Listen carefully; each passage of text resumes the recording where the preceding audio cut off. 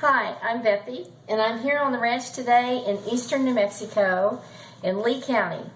And my best friend owns a grocery store. Her name is Cindy, and she owns a grocery store in Tatum, New Mexico. And she called me this morning to say she had a box full of bananas that looked like this. Now, unfortunately, in grocery stores, when bananas start looking like this, people don't normally buy them. But when I see bananas like this, I think of banana bread, because this is the perfect time to buy a banana, and it's the perfect banana for banana bread. So I naturally rushed down to the grocery store and brought the box of bananas back, because Cindy and I are big fans of Paula Deen. And Paula Deen has a fabulous recipe for banana bread that we both just love. Her girls love it, my family loves it, my grandsons love it, so we are going to make up a whole bunch of banana bread. Well, when I got the bananas back here to the house, there's about 5 or 6 of these huge basketful of bananas. That's a lot of banana bread. So what I've decided to do is to take these bananas and freeze them, so I can make my banana bread later, anytime. They'll last for months and months in a freezer. And so my mother, Jeanette Terry, froze things all the time. We lived on a big ranch in eastern New Mexico on the banks of the Canadian River, and we had to freeze stuff all the time. So freezing bananas is nothing new to me, and I will tell you they freeze beautifully. What you need to do is, I've thrown these bananas in a bowl, and I'm going to take a lemon, I'm going to roll it a little bit here on the cabinet, slice it in half, put it on my juicer, get that good lemon juice out of there, and some pulp too if it comes. And then I'll pour about a teaspoon of this fresh lemon juice over my bananas, my ripe bananas. Mash them up. You can use a fork, you can use potato masher. I have this gadget, I'm not sure what it's called, but I will tell you it works on everything from hamburger meat when you're cooking it in a frying pan to mashing bananas. Once those bananas are all mashed up and the lemon's all on it, and the lemon juice is just to keep it from turning brown. And if you don't have lemon juice, it's going to freeze just fine without it, so don't worry about it if you don't have it. I'm going to put these bananas in freezer bags. And what we've decided to make out of these bananas is Paula Deen's banana bread. And the recipe we're going to be using comes out of this book. And it's The Lady and Sons 2. A whole new batch of recipes from Savannah, it says. And I had the opportunity to go to Savannah and go to Ladies and Sons and eat. And I will tell you, if you ever get that chance, you should do it, because it's absolutely fabulous.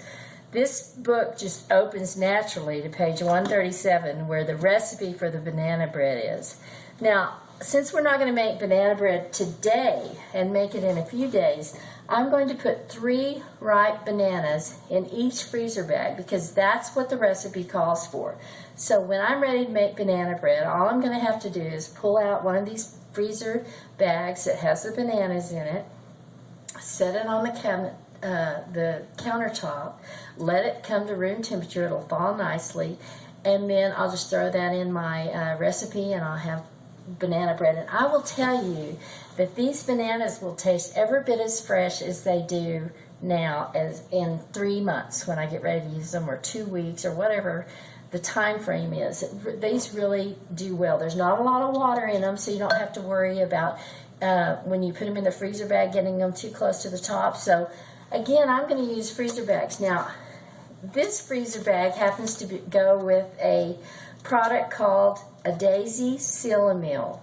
And I got this particular Seal-A-Meal device in 1975 for a wedding gift.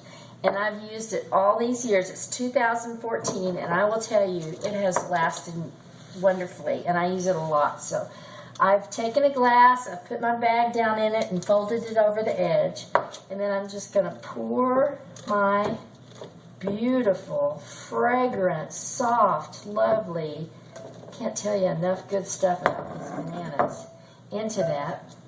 And Then I'll lift the sides up, let that go down in there, kind of flatten it out. Then I'll take my Seal-A-Meal. I'll just set it up on this bowl so you can kind of see what I'm doing. I'll put one in here on this little peg, put the other in. Oh wait, it's supposed to go the other way.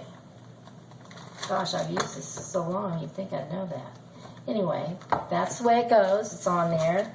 I will get all the air out, flatten it out. Whoops, popped off there. There. Then I'll set this down.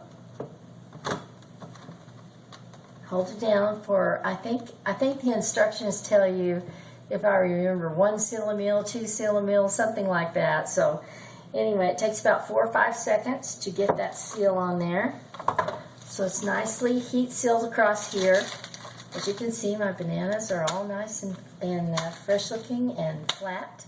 And I'll freeze them in the freezer. I'll just stack them one on top of the other. And believe me, when I get done today, I'm going to have a lot of bananas with all these here. But they're going to be useful for months to come at banana bread, banana cake, all those kind of wonderful things. So I'm excited about these bananas. I want to thank you, Cindy, for calling me to tell me that these bananas were ready for me to come and use. Cindy and I have been best friends since the first grade in 1962, so that's a lot of years to be best friends. We're from Clay County, New Mexico, and today I'm talking to you live from Lee County, New Mexico about freezing bananas. If you've never done it, you should try it. It really works. Hope you enjoy it, and if you get the opportunity, get one of these cookbooks and make Paula Deen's banana bread with your frozen bananas, and you'll love it.